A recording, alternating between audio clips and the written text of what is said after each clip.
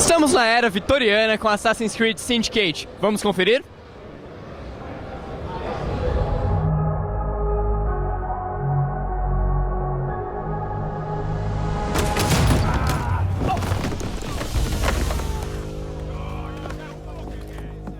Oh, thank you, got the message.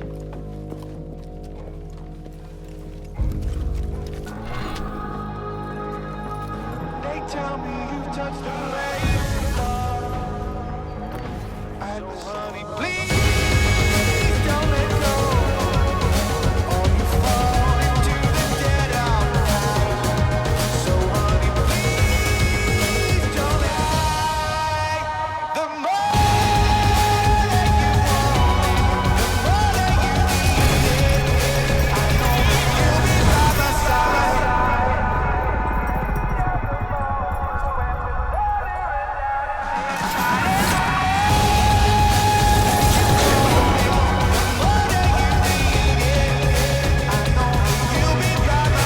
Nós estamos aqui com a Lydia Andrews, ela é diretora de áudio do Assassin's Creed, vai conversar um pouquinho com a gente sobre o novo jogo, Assassin's Creed Syndicate. So how are you, Lydia? I'm good, thank you. Nice. So let's start. Assassin's Creed is a game known for its immersion and ambience. Audio plays a big role in this future.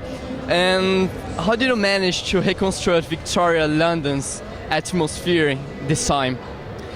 It's a big challenge for us, but it's a really positive challenge.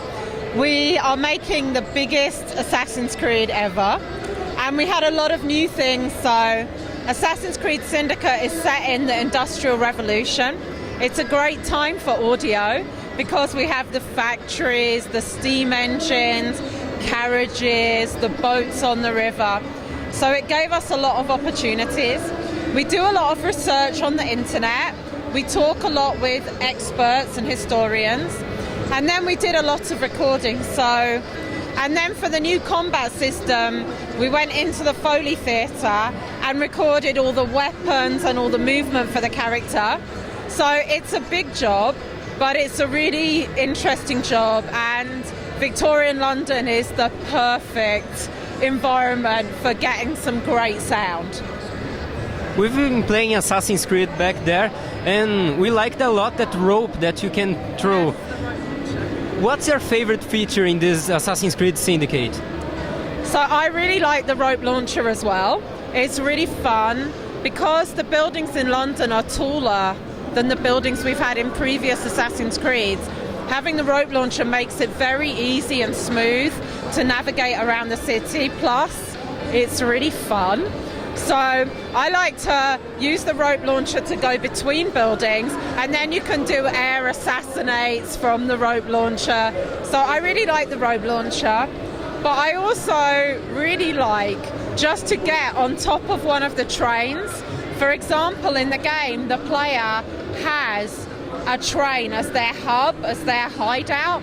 And if you just stand on the roof of the train and just go around London, you see the city in front of you, you go across the river, and it's a very nice way of seeing the city. So when I just want to chill out, I go on top of one of the trains and just go around the city. Nice. Assassin's Creed Unity had some problems, little issues. How is Ubisoft preparing to bring us a flawless experience this time? On Assassin's Creed Syndicate, we started testing, play testing, and doing the testing with our internal testers really early on the game.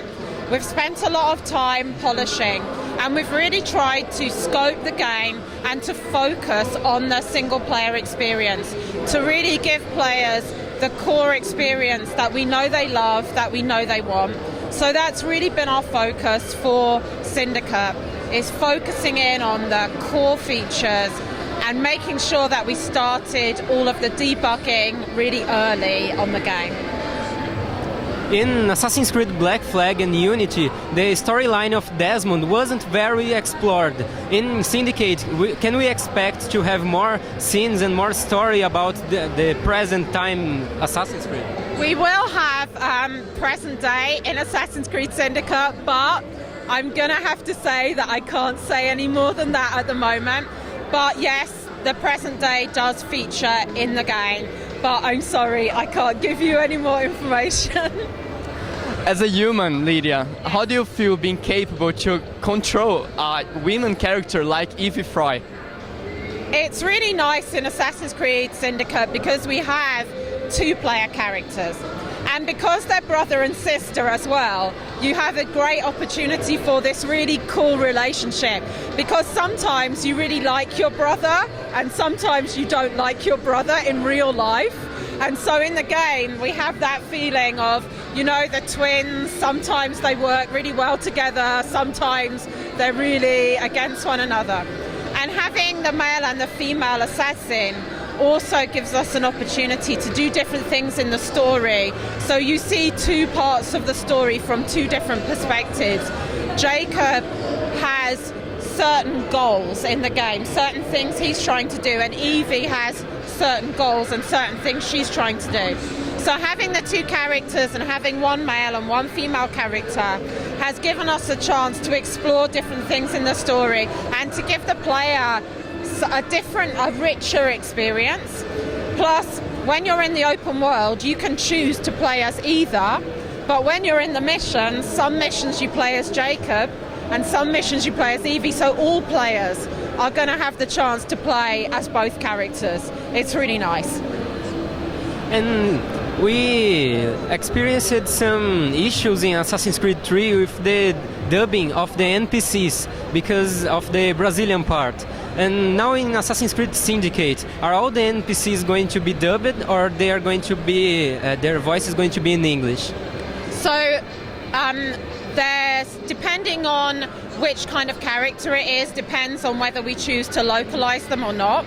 So for example, we have a thing in the game called Walla, which is like background crowd sound. You're not supposed to be able to hear exactly what they're saying, even in English.